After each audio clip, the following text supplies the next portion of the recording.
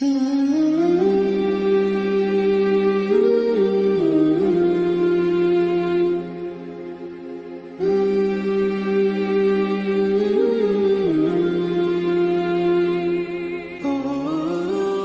نے رب کے حکموں کو توڑا، ہم نے پرواہ نہیں کی۔ ہم سمجھے دنیا میں آئے ہیں تو ہماری دنیا ہے، آوارہ ہوں، خواہشات نفس کے مطابق زندگی گزاریں، آنکھیں بے حیائی میں لگی رہیں، سوچیں آوارگی میں لگی رہیں، کان نغمے سنتے رہے، زبان جھوٹ بکتی رہی، ظلم و جبر کا بازار گرم رکھا، عصمتیں عزتیں پامال کرتا رہا، لوگوں کا مال لوٹتا رہا، حق غصب کرتا رہا، کلیجی اور دل چیرتا رہا، لوگوں کو زخمی کرتا رہا، لوگوں کے جذبات سے کھیلتا رہا، پرواہ نہیں کی کہ یہ دنیا ہے، امتحان گاہ ہے، چند دنوں کے لیے آئے ہیں، اللہ کے حضور پیش ہونا ہے، عملوں کا حساب ہونا ہے۔ اب جب وہ دیکھیں گے کہ ہمارے ساتھ کیا ہونے والا ہے تو ان کے چہرے پہلے بگڑ جائیں گے۔ کیوں؟ وہ گمان کریں گے کہ ان کی ریڑھ کی ہڈی توڑ دی جائے گی، ایسے عذاب آئیں گے جس طرح کسی کی ریڑھ کی ہڈی ٹوٹ جائے تو اس کا چہرہ شگفتہ گلاب تو نہیں ہوتا، اس کا چہرہ جو ہے وہ تو کس قدر مرجھایا ہوا ہوتا ہے۔ تو اللہ ارشاد فرماتا ہے اس طرح ان کے چہرے ہوں گے۔ ابھی عذاب آیا نہیں ہے لیکن چہرے پہلے اترے ہوئے ہوں گے، اور جب عذاب کی بھٹی میں ڈالے جائیں گے، اللہ اکبر، اور وہ سخت عذاب، حضور نے جبریل امین سے پوچھا مجھے جہنم کے عذابوں کا ذکر سناؤ۔ عرض کی حضور سب سے ہلکے عذاب کی کہانی سناتا ہوں، اور وہ یہ کہ جہنمی کے پاؤں میں آگ کا جوتا رکھا جائے گا، باقی پورا بدن اس کا سلامت ہوگا۔ یہ سب سے ہلکے عذاب کی کیفیت ہے۔ اب پاؤں میں آگ کا جوتا ہوگا، حدت، گرمی، شدت اتنی ہوگی کہ دماغ پگھل کے ناک اور کانوں کے راستے سے باہر آ جائے گا۔ پاؤں میں رکھے ہوئے جوتے کی گرمی دماغ کو ایسے چڑھے گی کہ وہ پگھل جائے گا اور ناک اور کانوں کے راستے سے باہر آ جائے گا۔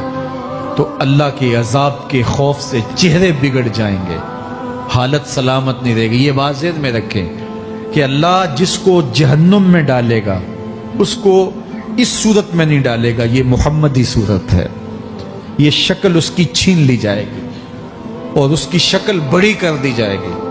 اس کا ایک ایک دانت احد پہاڑ جتنا ہوگا۔ احد پہاڑ کا پھیلاؤ 15 کلومیٹر پہ ہے، 15 کلومیٹر کا ایک دانت، اور 32 دانت کتنے ہوں گے تو منہ کتنا بڑا ہوگا۔ اس کو اتنا بڑا اس لیے کیا جائے گا تاکہ وہ عذاب کی تکلیف زیادہ سہے۔ 70 گز موٹی کھال ہوگی، اور کھال جل جائے گی تو اللہ قرآن میں فرماتا ہے ہم نئی کھال دے دیں گے تاکہ عذاب کی تکلیف اس کو گوارا کرنی پڑے۔ پھر چیخے گا، چلائے گا، ہائے مجھے پانی دو، پانی دو، پیاس کی شدت ہے۔ 70 سال تک تو اس کی کوئی آواز ہی نہیں سنے گا۔ 70 سال کے بعد داروغہ جہنم چیخ کر کہے گا کیا مانگتا ہے؟ وہ بولے گا مجھے پانی چاہیے۔ کہا جائے گا تو بے بھی ملتا ہے پانی۔ پھر داروغہ جہنم اسے پانی دے گا، کوکا کولا کی بوتل دے گا یا پیپسی تھما دے گا یا منرل واٹر کی بوتل دے گا؟ نہیں، قرآن بتاتا ہے اسے مائے حمیم دیا جائے گا، کھولتا ہوا پانی، اور وہ اتنا گرم ہوگا جب پینے کے لیے چہرے کے قریب کرے گا اس سے اٹھتی ہوئی بھاپ کی وجہ سے چہرے کی کھال ادڑ کے اس کے اندر گر پڑیں گے، لیکن اس کے باوجود اس کو پینا پڑے گا۔ اللہ فرماتا ہے یہ دنیا ہی سب کچھ نہیں ہے، سمجھ لیا یہی سب کچھ ہے، آخرت کو بھول گئے، صبح اٹھے کام پہ چلے گئے، شام آئے آوارگی میں چلے گئے، صدائیں آتی رہی حی علی الصلاۃ حی علی الفلاح، کوئی پرواہ نہیں کی، نہ پیشانیوں نے سجدے کیے، نہ سوچوں میں پاکیزگی آئی، زندگی یوں گزار کے چلے گئے۔ ایسے نہیں، کہا ایک وہ ہوں گے جن کے چہرے شگفتہ گلاب ہوں گے، ایک وہ ہوں گے جن کے چہرے بگڑے ہوئے ہوں گے۔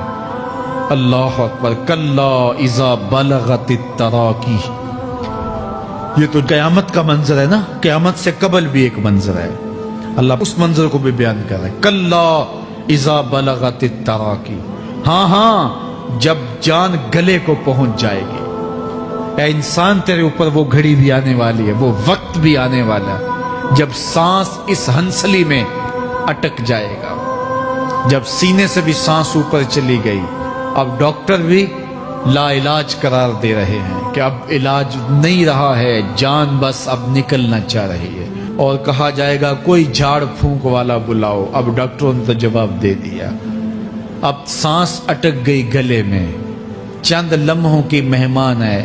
اب ڈاکٹروں نے کہا اب ہماری جانب سے لا علاج ہو گیا، اب لے جاؤ اس کو گھر یا وینٹیلیٹر پہ ڈال دیتے ہیں اس کو، بس اب ہماری جانب سے کوئی اس کا علاج نہیں ہے۔ اب گھر والے روتے ہیں، کہتے ہیں کوئی جھاڑ پھونک والا لاؤ، کوئی دم والا لاؤ، شاید وہ کوئی دم کرے تو اس کی جان میں جان آ جائے۔ ڈاکٹروں نے تو لا علاج قرار دے دیا۔ وَظَنَّ عَنَّهُ الْفِرَاقُ، اللہ فرماتا ہے یہ تو جھاڑ پھونک والے کو ڈھونڈ رہے ہیں، لیکن جس کی سانس یہاں اٹکی ہے وہ سمجھ گیا ہے اب موت آ گئی ہے، اس کو یقین ہو گیا ہے کہ اب موت کے لمحے آ گئے ہیں، اب میں بچ نہیں پاؤں گا۔ اب آنکھیں تاڑے لگی ہوئی ہیں۔ وَالْتَفَّتِ السَّاقُ بِالسَّاقِ، پنڈلی پہ پنڈلی چڑھ رہی ہے۔ جب موت آ جاتی ہے تو پھر پنڈلی سے پنڈلی لپٹ جاتی ہے، اس کو پھر جدا کرتے ہیں اور جدا کر کے دونوں انگوٹھے باندھ دیتے ہیں تاکہ پنڈلی کے اوپر پنڈلی نہ چڑھے۔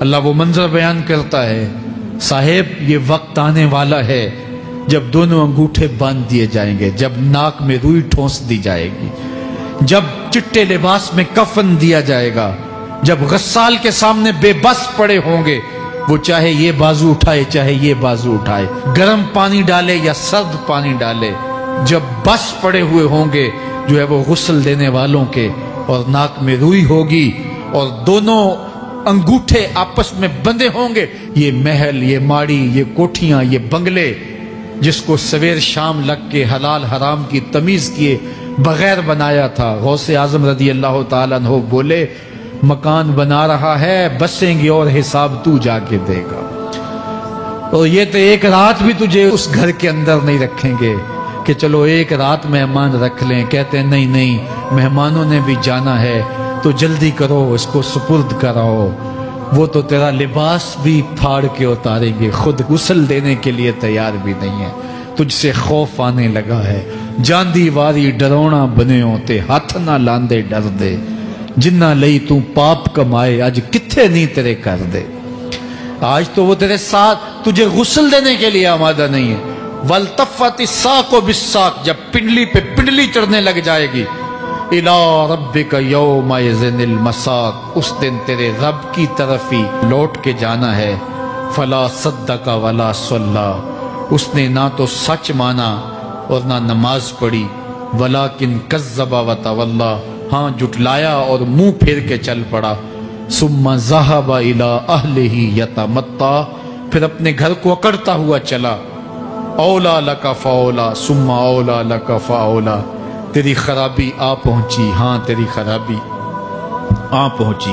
ایحسب الانسان ان یترک سدی، انسان دنیا میں یہ گمان کرتا ہے اس کو سدا چھوڑ دیا جائے گا۔ سدا عربی میں ایسے اونٹ کو کہتے ہیں جس کی مہار کسی کے ہاتھ میں نہ ہو، شترے بے مہار، جہاں مرضی جس گھاٹ سے چاہے پانی پیے، جہاں سے مرضی چارہ لے، تو شترے بے مہار کو کہتے ہیں سدا۔ تو یہ انسان بھی گمان کرتا ہے کہ میں بھی سدا ہوں، مجھے کوئی کیوں پوچھے، میرے جذبات پہ کوئی کیوں قدغن لگائے، مجھے کیوں روکے کوئی۔ بالخصوص جوانی کے ایام کے اندر جوان کو بڑا ہوتا ہے کہ کوئی مجھے کیوں، وہ تو ماں باپ کے کہنے میں بھی نہیں آنا چاہتا، وہ کہتا ہے کیوں مجھے روکتے ہیں، میری جوانی ہے، میرے جذبات ہیں، مجھے آزادی سے جینے دو، کیوں میرے راستے میں رکاوٹ بنتے ہو، میں سدا ہوں۔ اللہ فرماتا ہے نہیں، ایک اونٹ تو سدا ہو سکتا ہے، جس کو میں نے اشرف المخلوقات بنایا ہے اس کو تو سدا نہیں چھوڑوں گا، اس کو تو پابند بناؤں گا حکام کا۔ اب وہ کہتا ہے کہ نہیں نہیں، یہ کیسے دوبارہ اٹھائے جائیں گے؟ اب دوبارہ وہی بات پھر آ گئی، الم یک نطفۃ من منی یمنا، اللہ فرماتا ہے ایک بوند تھی نا، پانی کا ایک قطرہ تھا جو رحم مادر میں رکھا گیا، ثم کان علقہ، پھر وہ پانی کا قطرہ لوتھڑا بنا، فخلق فسوی، پھر اللہ نے اسے پیدا فرمایا اور پھر ٹھیک ہموار کیا، فجعل منہ الزوجین الذکر والانثی، پھر اس سے وہ جوڑ بنائے، کوئی مرد بنایا کوئی عورت بنائی۔ کہا اب غور کر، اب تیری آنکھیں دیکھتی ہیں، بجلیاں چمکتی ہیں، تیری زبان کا طوطی بولتا ہے، لوگ اشش کرتے ہیں تیری گفتگو پہ، تیری گفتار پہ صدقے جاتے ہیں، تیرے لہجے کے جمال کو دیکھتے ہیں، تیرے سینے کا زور، تیرے پنجوں کی طاقت، تیری دماغ کی تیزیاں اور تیری سوچوں کے اجالے، تیری زوردار ٹانگیں، تیرے کڑیل بازو اور تیری چوڑی چھاتی اور تیرے گلاب کی پتیوں جیسے ہونٹ، اے انسان یہ سب کچھ کہاں تراشا گیا؟ ماں کے رحم میں، اس تاریکی میں جو 3 پردوں میں تھی۔ تیرا سر تیرے گھٹنوں میں تھا اور تیرے رب نے وہاں تیرے اندر نسوانیت یا رجولیت کی صلاحیتیں پیدا کی، تیری آنکھوں میں چمک پیدا کی، تیرے کانوں میں نغمے بکھیرے، تیری زبان کے پٹھوں پہ قوت ذائقہ رکھی، تجھے بولنے کی صلاحیت دی، تیرے پنجوں میں زور رکھا۔ آج تو مفتی شہر ہے، آج تو علامۃ الدہر ہے، آج تو قاضی القضات ہے، آج تو منسٹر ہے، آج تو وزیر اعظم ہے، آج تو پہلوان ہے، آج تو شہزادہ ہے، آج تو بادشاہ ہے، آج تو زوراور ہے۔ آج تیری طاقت کے کیا کہنے؟ آج شیروں کو تو نچا لیتا ہے، ہاتھیوں کو تو بٹھا لیتا ہے، آج تو بڑا زوراور گھڑ سوار ہے۔ آج تیری طاقت کے کیا کہنے؟ تو کشتی کرتا ہے، زمانہ دیکھنے آتا ہے۔ آج تیری طاقت کے شوہرے ہیں، تیری عظمت کے تنتنے ہیں، لیکن انسان تو ایک ناپاک قطرہ تھا اور رحم مادر میں تھا۔ تیرے اندر یہ رنگ کس نے بھرے؟ تیرے کانوں میں نغمے کس نے رکھے؟ تجھے دماغ کی قوتیں کس نے دی؟ زبان کو بولنا کس نے سکھایا؟ آنکھوں میں توانائیاں کس نے رکھی؟ تیری زبان کا طوطی بولتا ہے، یہ سلیقے کس نے دیے؟ پھر اللہ فرمایا، کتنا زوردار بیان ہے، الیس ذالک بقادر علی ان یحیی الموتى، جو ماں کے پیٹ میں ایک نطفے کو ایک خوبصورت انسان بنا سکتا ہے، ہڈیوں کو جوڑ کے دوبارہ انسان نہیں بنا سکتا؟ کیا وہ دوبارہ تجھے کھڑا نہیں کر سکتا اپنے سامنے پیش ہونے کے لیے، جس کے حکموں کو تو نے توڑا ہے، جس کے فرامین کا تو نے مذاق اڑایا ہے؟ کیا وہ اتنا ہی بے بس ہے کہ اپنے حضور تجھے جو ہے وہ کھڑا ہی نہیں کر سکتا ہے؟ جس رب نے تجھے ماں کے شکم میں شکل دی، حضرت شیخ فرید الدین عطار بولتے ہیں، سانے کستی سلاتی می شود، ایسا کاریگر ہے مٹی سے بادشاہ بنا ڈالتا ہے۔ اس نے مٹی سے دارا و سکندر بنائے، اس نے مٹی سے جو ہے وہ رستم و سہراب بنائے، اس نے مٹی سے کیا کیا بنا دیا جو مٹی سے بادشاہ بنا سکتا ہے، جو نطفہ رحم مادر سے جو ہے وہ شکل اور صورت اور رنگ اور جمال بنا دیتا ہے۔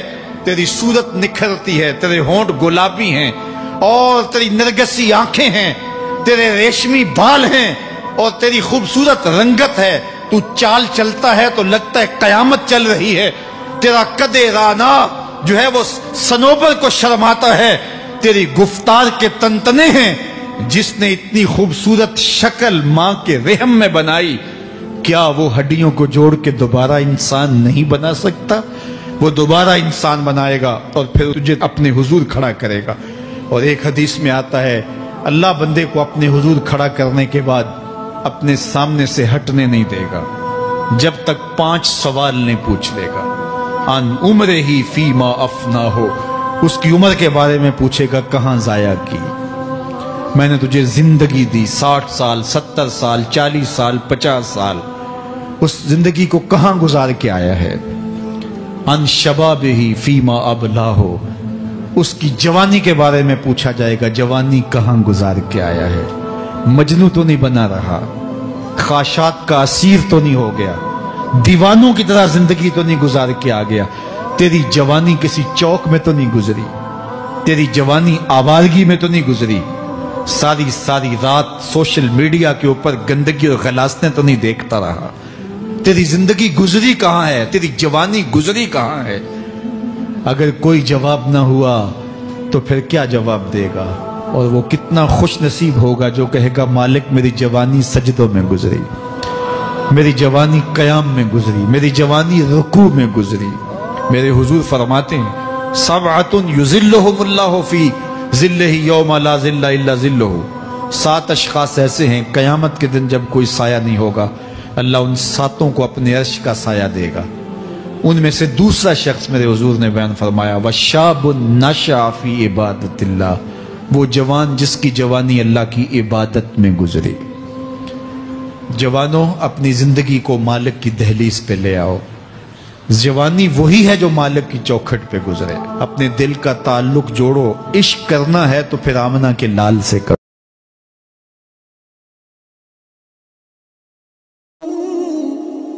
کس نے تجھے چلنا سکھایا؟ کس نے تجھے بولنا سکھایا؟ کس نے تیری چھاتی میں زور رکھا؟ آج تو کڑیل جوان ہے، آج دولت کے انبار تیرے پاس ہیں، آج تو چودھری ہے، آج تو خان صاحب ہے، آج تو بہت بڑا عالم ہے، آج تو مفتی ہے، آج تو پیر ہے، آج تو منسٹر ہے، آج تو ناظم ہے، آج دنیا تیری بات گزار ہے۔ آج تیرے دماغ میں وہ قوت رکھ دی گئی کہ دنیا کو تو انگلیوں پہ نچا رہا ہے۔ ذرا پلٹ کے دیکھنا پیچھے، ذرا پیچھے لوٹ کے تو دیکھ۔ تو چار پائی کے سہارے بھی چلنا نہیں جانتا تھا، پھر تجھے چار پائی سے چلنا سکھایا، پھر تو نے چلنا اور چلتا تھا، 2 قدم تو گر پڑتا تھا۔ ذرا ماضی کی طرف پلٹ کے دیکھ، اور تو بھول گیا رب کو جس نے تجھے اتنا کچھ دیا۔ چل ماضی کی طرف پلٹ کے نہیں دیکھنا، مستقبل کی طرف ہی جھانک کے دیکھ لے۔ ایک وقت پھر دوبارہ تیرے اوپر ایسا آئے گا، پھر تیری بولتی بند ہو جائے گی، پھر تیرا چلنا بند ہو جائے گا۔ چار پائی سے لگ گیا، مورے میں تکلیف ہو گئی، تو فالی زدہ ہو گیا۔ سارے گھر والے 4 دن تو بڑی خدمت میں لگے رہے، لیکن انہیں اپنے کام بھی تو کرنے تھے۔ پھر آہستہ آہستہ تجھے اگنور کرنا شروع کر دیا، تو بھی اس بات کو سمجھنے لگا۔ پھر وہ وقت بھی آیا کہ تیری چار پائی کو اندر سے اٹھا کے برآمدے میں رکھ دیا کہ بابا کھانستا ہے، بچے ڈسٹرب ہوتے ہیں، جراثیم پھیلتے ہیں، اب نوکر تجھے روٹی دینے لگا۔ شام کو بیٹا آتا ہے، 2 لمحے کھڑا ہوتا ہے، پھر اپنے بیڈ روم میں چلا جاتا ہے، تو اس کی صورت کو ترستا رہتا ہے۔ آج تیری زندگی اجیرن بن گئی، پھر تیرے اوپر ایسے حملے بیماریوں کے ہوئے، ایسی تکلیفیں ہوئیں، بول و براز بھی اوپر، لوگ ناک پہ کپڑا رکھ کے تجھے اٹھاتے ہیں۔ اس وقت تو اپنی زندگی سے تنگ آ گیا، تو کہتا ہے ڈاکٹر کو لگا زہر کا ٹیکہ، مجھے موت آ جائے۔ بتا ہم تجھے موت بھی نہ دیتے تو کیا کرتا؟ ہم نے تجھے زندگی دی تھی، یہ ہمارا احسان، اور اب تمہیں موت اگر دیں گے تو یہ بھی ہمارا احسان ہے۔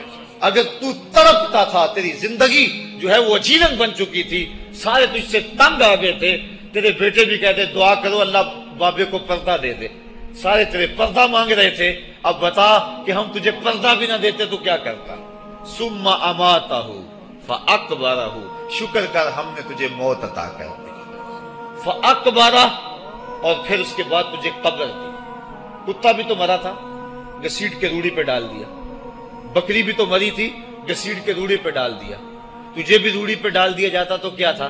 لیکن کہا نا یہ میرا شاہکار ہے، پہلے سے غسل دو، بیری کے پتے بھی ڈال لینا، صفائی خوب ہو جائے، اس کو چٹے لباس کا کفن دو، اس کے سند سند پہ خوشبو ملو، اس کو سلگھاؤ، خوشبوئیں سلگھاؤ، اس کو خوبصورت چارپائی پہ ڈالو، اس کے اعضائے سجدہ پہ مشک ملو، اور اس کی جو ہے وہ چارپائی کے دائیں بائیں پھول رکھو، اور اب سارا زمانہ تیرا منہ دیکھنے آ رہا ہے، ذرا سوچ تیرا منہ دکھانے کے قابل ہے؟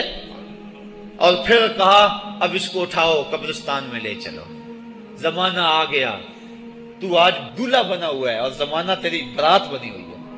اور کہا کہ ایک آدمی نہ اٹھائیں، اس کا پروٹوکول ہے، اس کو 4 آدمی اٹھائیں، کندھا بھی بدلتے رہیں، کہا زیادہ تیز بھی نہ چلنا، میرے شاہکار کو کہیں جھٹکا نہ لگے۔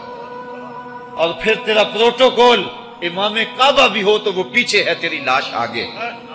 تو نے ہمارے ساتھ کیا کیا، ہم نے تیرے ساتھ کیا سلوک کیا؟ یا ایھا الانسان ما غرک بربک الکریم، ہم نے کہا اس کے لیے چھوٹا سا گھر بنا دو، اور اس کے اندر پردے میں اس کو رکھ کے اوپر سے مٹی ڈال دو، اوپر پھول ڈال لو، اور پھر اتنی دیر تک کھڑے رہو جتنی دیر تک اونٹ کو ذبح کرتے ہیں، اس کی کھال ادھیڑتے ہیں، اس کا گوشت بناتے ہیں، پھر اس کو تقسیم کرتے ہیں، اور پھر آؤ تو دعائیں شروع کر دو، کبھی کل کی محفل سجا دو، کبھی 10ویں کی، کبھی چہلم کی۔ اے انسان، تیرے ساتھ جو کچھ ہوا لوگوں کی نظروں کے سامنے تجھے رسوا تو نہیں کیا میں نے؟ یا ایھا الانسان ما غرک بربک الکریم، ذرا پیچھے پلٹ کے دیکھ لے، نہیں تو آگے جھانک کے دیکھ لے، تجھے کبھی تو شرم آئے گی۔ تو کہاں بھٹک گیا، کہاں بہہ گیا؟ آ جا اس کریم رب کی طرف جو 70 ماؤں سے زیادہ پیار کرتا ہے۔ آنا تو نے ہے ہی، آج نہیں تو کل آئے گا، تو کل جو پھر کفن میں منہ چھپا چھپا کے آتا پھرے گا، آج کھلے منہ ہی آ جا، آج میری رحمتیں تیرا بڑھ بڑھ کے استقبال کر رہی ہیں۔ روبی بن حراش ایک بزرگ ہوئے اور تابعی ہیں۔ تابعی وہ تھا جس نے صحابی کو دیکھا ہو، ساری زندگی ان کے چہرے پہ مسکراہٹ نہیں آئی۔ وہ کہتے تھے کیا خبر میرا انجام کیا ہوگا۔ شیخ سعدی فرماتے جب تو دنیا پہ آیا تھا نا تو روتا تھا، یہ سارے ہنستے تھے۔ بچہ جب پیدا ہوتا ہے تو اور اس کا رونا اس کی زندگی کی دلیل ہے۔ جب تک بچہ چیختا نہیں سارے پریشان ہوتے ہیں، آواز نہیں آ رہی، پتہ نہیں زندہ ہے کہ جو ہے وہ گوشت کا لوتھڑا ہے۔ جب بچہ چیختا سارے خوش ہو جاتے ہیں، مبارکیں دیتے ہیں، مٹھائیاں بانٹتے ہیں، تو اس کا رونا اس کی زندگی پہ دلیل۔ شیخ سعدی فرماتے جب تو آیا تھا تو روتا تھا، یہ ہنستے تھے۔ ایسے زندگی گزار تو ہنستا ہوا جائے، یہ روتے رہ جائے، یہ نہ ہو کہ روتا آیا تھا روتا ہی جانا پڑے تجھے۔ روبی بن حراش ساری زندگی نہیں مسکرائے، فرماتے تھے کیا خبر میرا انجام کیا ہوگا۔ وقت بیتتا گیا، آخر میں فوت ہو گئے۔ ان کا بھائی ربیع بن حراش غسال کو بلا لایا کہ میرے بھائی کو غسل دو۔ غسال جب غسل دینے کے لیے داخل ہوا تو فوراً باہر پلٹ آیا۔ ربیع پوچھنے لگا کیا ہوا ہے؟ کہا یار تیرا بھائی بڑا عجیب ہے۔ کہا ہوا کیا ہے؟ کہا نحنو نغتسلہ وہو یتبسم، ہم اسے غسل دیتے ہیں وہ آگے سے مسکراتا ہے۔ کہا اس نے قسم کھائی تھی جب تک اپنا اچھا انجام نہیں دیکھوں گا نہیں مسکراؤں گا۔ اس کو امام ابو نعیم نے حلیہ میں لکھا، روز الانف کے اندر امام سہیلی نے لکھا، قاضی ایاز مالک اندلسی نے شفا میں لکھا، اور اسی کو امام جلال الدین سیوطی علیہ رحمہ نے جو ہے وہ الخصائص الکبریٰ میں لکھا۔ کہا یا تیرا بھائی بڑا عجیب ہے، ہم اسے غسل دیتے ہیں وہ آگے سے مسکراتا ہے۔ تو اس نے قسم کھائی تھی جب تک اچھا انجام نہیں دیکھوں گا نہیں مسکراؤں گا۔ آج اس نے اپنا اچھا انجام دیکھ لیا تبھی تو مسکرا رہا ہے۔ 12 لوگوں کے 2 گروہ بن گئے۔ ایک کہنے لگے کہ یار یہ ویسے گڑی ہوئی بات ہے، بھلا کوئی بندہ مرنے کے بعد بھی مسکرا سکتا ہے۔ ایک گروہ کہتا ہے یار بندہ بڑا اچھا تھا، ہو سکتا ہے کہ مرنے کے بعد مسکرایا ہو، زندگی تو اس نے دکھ سے گزاری لیکن بعد میں تو سکھ ملا ہوگا۔ اتنے میں انہیں غسل دے دیا گیا اور لوگ اکٹھے ہو کے ان کے گھر آ گئے۔ انہیں کفن دے کے پٹڑے پہ ڈال دیا گیا۔ ربیع بن حراش نے جب لوگ باتیں کر رہے تھے، کوئی کہہ رہا تھا صحیح ہے کوئی کہتا ہے غلط تھا، تو اس نے کفن سے ہاتھ باہر نکالا اور لوگوں کو کہا السلام علیکم۔ لوگوں نے کہا وعلیکم السلام، اتتکلم بعد الموت، عجیب بات ہے مرنے کے بعد باتیں کر رہے ہو۔ قال نعم اتکلم بعد الموت، کہا ہاں ہاں میں مرنے کے بعد ہی باتیں کر رہا ہوں۔ عرش فرش تے بانگا ملیاں تے مکے پہ گیا شور، بلے شاہ سا مرنا نہیں تے گور پیا کوئی ہور۔ فَلَنُحْيِيَنَّهُ حَيَاتًا طَيِّبَةً، ان کو حیات طیبہ بخش دی جاتی ہے جو اللہ کے نام پہ اپنی زندگی گزار دیتے ہیں۔ میرا رب کہتا ہے کہ میں ان کو مرنے نہیں دیتا، ان کو ستھری اور پاکیزہ زندگی دیتا ہوں۔ اور اقبال کہتا ہے فطرت ہستی شہید آرزو رہتی نہ ہو، خوب تر پیکر کی اس کو جستجو رہتی نہ ہو۔ موت کو سمجھا ہے غافل اختتام زندگی، یہ ہے شام زندگی صبح دوام زندگی۔ تو کہا ہاں ہاں مرنے کے بعد باتیں کروں۔ لوگوں نے کہا بتا پھر تیرے رب نے تیرے ساتھ سلوک کیا کیا؟ تو ربیع جو فوت ہو چکا ہے کہتا ہے استقبلنی ربی غیر غضبان واستقبلنی بروح و ریحان۔ کیا پوچھتے ہو، اس کے قدرت والے چہرے پہ کوئی غصہ نہیں تھا، اس نے روح و ریحان کے پھولوں کے ہار میرے گلے میں ڈالے۔ لوگوں نے باتیں پوچھنا شروع کر دی، موقع مل گیا ایک مردہ بول پڑا، کوئی ادھر کی پوچھ رہا ہے کوئی ادھر کی پوچھ رہا ہے۔ امام ابو نعیم لکھتے ہیں کہ جب لوگوں نے سلسلہ کلام طویل کر دیا تو ربیع بن حراش نے کہا اجلوا بی ولا تؤخروا بی لان ابا القاسم ينتظر علی الصلاۃ، دیر نہ کرو مجھے جلدی جلدی قبرستان میں لے جاؤ، تم مجھے باتوں میں لگا رہے ہو، امام الانبیاء میرے جنازے کا انتظار فرما رہے ہیں۔ لوگوں نے جنازہ پڑھا اور اپنے گھروں میں آنے کی بجائے سیدھا ام المومنین حضرت عائشہ صدیقہ رضی اللہ تعالی عنہا کی چوکھٹ پہ چلے گئے اور جا کے سارا ماجرا کہا۔ وہ ابھی باقاعدہ حیات تھی۔ کہا ایک آدمی نے مرنے کے بعد یوں باتیں کی ہیں، آپ اپنی رائے بتائیں کہ یہ کیا ہو سکتا ہے۔ تو ام المومنین رضی اللہ تعالی عنہا نے فرمایا تم کیوں پریشان ہو گئے ہو، میرے سرتاج آقا فرما گئے ہیں کانا رجل من امتی یتکلم بعد الموت، میری امت میں ایسے مرد بھی ہوں گے جو مرنے کے بعد باتیں کیا کریں گے۔ تو وہ لوگ جنہوں نے اپنی زندگی اللہ کے نام لگا دی اور اس کے ذکر کے نام لگا دی، وہ مرنے کے بعد بھی ابدی اور سرمدی زندگی پاتے ہیں۔ اور جو لوگ اللہ سے بے بہرہ ہیں، اس کی خشیت سے جن کا سینہ خالی ہے اور دین کا چراغاں جن کے سینے میں نہیں ہے، وہ چلتے پھرتے بھی مردہ ہیں۔ ان کے سینے میں دھڑکتا ہوا دل تو ہے لیکن تمانیت کا نور اس میں نہیں رکھتے ہیں۔ وہ دھرتی کے اوپر چلتے تو ہیں لیکن دھرتی کا بوجھ ہیں، لیکن یہ لوگ وہ دھرتی کی چھاتی میں ہیں لیکن دھرتی کا وقار ہے۔ ان کی قبروں سے بھی زندگی پھوٹ رہی ہے اور ضیائیں پھوٹ رہی ہیں۔ میں جب بھی کبھی لاہور گیا ہوں تو ایک منظر مجھے اپنی طرف کھینچتا ہے۔ جب میں دریائے راوی کے اس پار ہوتا ہوں تو میں ایک قبر دیکھتا ہوں جس پہ حسرتیں برس رہی ہیں۔ وہ بر صغیر کا مطلق العنان حکمران، جس کی کے اشارہ ابرو سے ہندوستان کی تقدیر بدلتی تھی، آج چند تاش کھیلنے والی ٹولیاں اس کی قبر پہ بیٹھی ہیں۔ اس کی محبوب بیوی جو بادشاہ کے پیچھے بیٹھتی تھی اور پردہ پیچھے لٹک رہا ہوتا، بادشاہ کا کوئی فیصلہ اسے ناگوار ہوتا، پیچھے سے وہ کمر ٹھونکتی، بادشاہ فیصلے بدل لیتا۔ جس کے اشارہ ابرو سے ہندوستان کی تقدیر کے فیصلے تبدیل ہوتے تھے، اس کی قبر بھی ساتھ ہی اندھیرے میں ہے۔ اور اس کی بیٹی کی قبر کے اوپر زیب النساء کے مقبرے پہ لکھا ہے، بر مزار ماں غریباں، نہ چراغے نہ گلے، نہ پرے پروانہ سوزد، نہ صدائے بلبلے۔ ہم غریبوں کی قبر پہ کون چراغ جلانے آئے گا، کون پھول ڈالنے آئے گا؟ نہ کوئی بلبل گیت گانے آئے گی اور نہ کوئی پروانہ پر جلانے آئے گا۔ یہ وہ جو مطلق العنان تھے، یہ ان کی قبر کی کہانی سنائی۔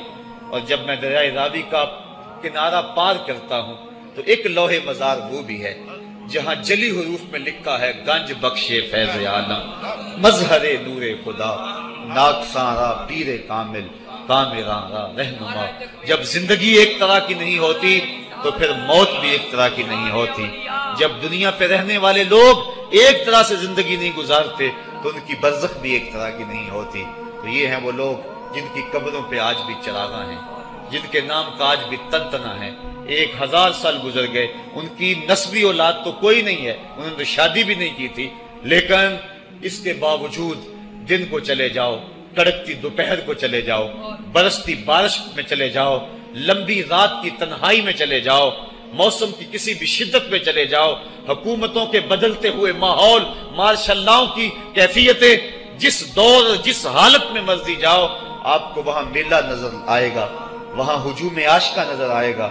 ارے میں گسارو سویرے سویرے، خرابات کے گرد پھیرے بپھیرے، کبھی اس طرف بھی گزر کر تو دیکھو، بڑی رونقیں ہیں فقیروں کے ڈیرے۔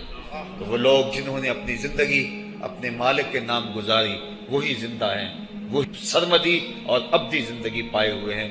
صاحبو، اب میرے اور آپ کے پاس سانسوں کا موقع موجود ہے، ورنہ یہ سانسیں تیزی کے ساتھ پگھل رہی ہیں۔ میں کل امام راضی کو پڑھ رہا تھا، وہ کہتے ہیں، ایک بزرگ فرماتے ہیں، مجھے سمجھ نہیں آ رہی تھی ان الانسان لفی خسر کی، کہ بے شک انسان گھاٹے میں ہے۔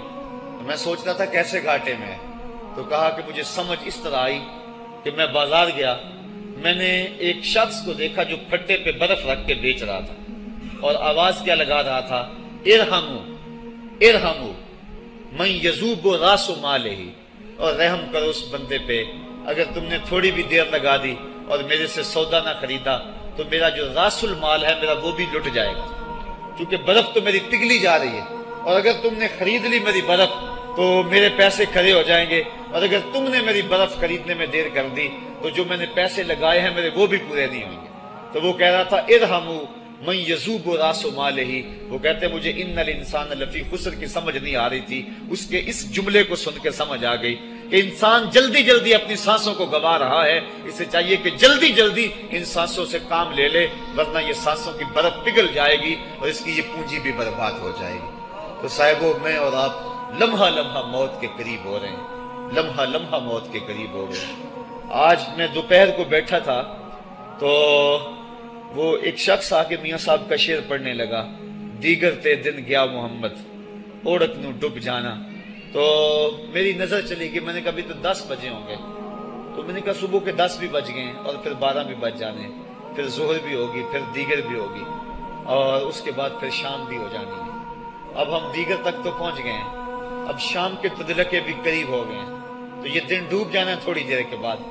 یہی مثال ہماری زندگی کی ہے، کوئی دوپہر تک آ گیا ہے، کوئی چاش تک آ گیا ہے، کوئی ظہر تک آ گیا ہے، کوئی عصر تک آ گیا ہے، اور کسی کی زندگی کا سورج بالکل غروب ہونے کے قریب آ گیا ہے۔ صاحبو، پتہ کوئی نہیں کہ ہمارا اگلا قدم کہاں ہے۔ اس سے قبل کہ کوئی حجت باقی نہ رہے، مجھے آپ کو اپنی زندگی پہ نظر ثانی کرنا ہوگی، اپنے گناہوں کا اور اپنی نیکیوں کا حساب لگانا ہوگا۔ ایک ترازو تو کل محشر کے میدان میں لگے گا، ایک ترازو ضمیر کی عدالت میں آج ہی لگانا ہوگا۔ ہمیں دیکھنا ہوگا ہمارے پلے کتنے عمل ہیں اچھے، اور جو اچھے عمل ہیں ان میں خلوص والے کتنے ہیں، لوگوں کے دکھاوے والے کتنے تھے، رب کے لیے کتنے عمل کیے اور لوگوں کے لیے کتنے کیے۔ تو پھر ترازو لگا کے ہم نے اپنے اعمال نامے کو آج ہی تولنا ہے اور وزن کرنا ہے، اور اپنی زندگی کو نیکی کا حسن دینا ہے۔ وقت کٹ رہا ہے، زندگی لمحہ لمحہ موت کے قریب ہو رہی ہے۔ قبل اس سے کہ کوئی حجت باقی نہ رہے، ہم ہاتھ ملتے رہ جائیں، پچھتاتے رہ جائیں تو کیا فائدہ ہوگا؟ بلکہ میں نے تو پڑھا کتابوں میں، علماء لکھتے ہیں قیامت کے دن تو نیکوکار بھی پچھتائیں گے۔ بدکاروں نے تو پچھتانا ہی پچھتانا ہے، نیکوکار بھی پچھتائیں گے۔ بدکار تو اس لیے پچھتائیں گے انہوں نے اتنے گناہ کیوں کیے، تو نیکوکار کیوں پچھتائیں گے؟ جب وہ اپنے اچھے اعمال کی جزا دیکھیں گے تو وہ پچھتائیں گے، ہائے جو چند لمحے ضائع ہو گئے وہ بھی کیوں ضائع ہو گئے، وہ بھی میں نے کیوں برباد کر دیے، وہ بھی اس راستے پہ ڈالے ہوئے ہوتے۔ تو آج مجھے آپ کو موقع ہے، دیکھیں قبریں، کتنی قبریں جو ہیں وہ ہمارے کتنے ملنے والے، ذرا نظر دوڑائیں نا، آج ہم کتنوں کو کندھوں پہ اٹھا کے قبرستان چھوڑائے ہیں۔ حضرت غوث اعظم رضی اللہ تعالیٰ عنہ فرماتے ہیں، جا کے قبرستانوں میں دیکھو کتنے کتنے حسینوں کی مٹی خراب ہو رہی، جو اپنے بدن پہ ایک چٹکی مٹی نہیں پڑنے دیتے تھے، آج ان کا کفن بھی تار تار ہو گیا ہے۔ جو اپنے کلف لگے کاٹن کو سلوٹ نہیں آنے دیتے تھے، آج ان کے کفن بھی ٹوٹ گئے ہیں اور ہڈیوں کے جوڑ جوڑ الگ ہو گئے۔ تو وقت ہمارے اوپر وہ آنے والا ہے، کسی نے آج تک موت کا انکار نہیں کیا۔ میں نے لوگوں کو خدا کا انکار کرتے دیکھا، آپ نے بھی دیکھا، لیکن کوئی موت کا آج تک انکار کرتا نہیں دیکھا گیا۔ موت اپنا آپ منوا لیتی ہے۔ میں اور آپ موت کے بتدریج قریب ہو رہے ہیں، ہمارا اٹھنے والا ہر قدم ہمیں موت کے قریب کر رہا ہے۔ تو قبل اس سے کہ وہ وقت آ جائے اور کوئی حجت باقی نہ رہے اور ہم ہاتھ ملتے رہ جائیں، وقت پر کافی ہے ایک قطرہ بھی آب خوش ہنگام کا، جل گیا جب کھیت برسا می تو پھر کس کام کا، پھر تو پچھتاوا ہی ہوگا۔ آج ہم پچھتا لیں تاکہ زندگی میں حسن نیکی کا آ جائے۔ یہ میری آپ سے درد مندانہ اپیل ہے، گزارش ہے، اور میری آپ سے التماس ہے کہ یہ تھوڑی سی زندگی اللہ نے جو مجھے اور آپ کو ودیعت کی ہے، یہ بڑا تھوڑا سا عرصہ ہے، تھوڑا سا موقع ہے۔ یہ دنیا بوائی کا موسم ہے، آخرت کٹائی کا موسم ہے۔ جو بوائی کے موسم کو برباد کر بیٹھا ہے، کٹائی کے موسم میں اس کے ہاتھ کچھ نہیں لگتا۔ تو آج تخم عمل ڈال لیں، آج ایک بیج ڈالیں گے، کل 70 کاٹ لیں گے۔ لیکن اگر آج کچھ نہ کیا، اپنی سانسیں برف کی طرح پگھلا دیں، تو یہ اس شخص کی طرح ہے جو پھٹے پہ رکھ کے برف کہہ رہا ہے کہ میرے اوپر رحم کرو، اگر تم نے میرے سے برف نہ خریدی تو میرا راس المال بھی لٹ جائے گا۔ ہمارا راس المال سانسوں کی صورت میں لٹ رہا ہے۔ اللہ مجھے آپ کو اپنی رحمتوں کا حصار عطا فرمائے۔ وآخر دعوانا ان الحمدللہ رب العالمین۔ سبيل الدموع سبيل مريح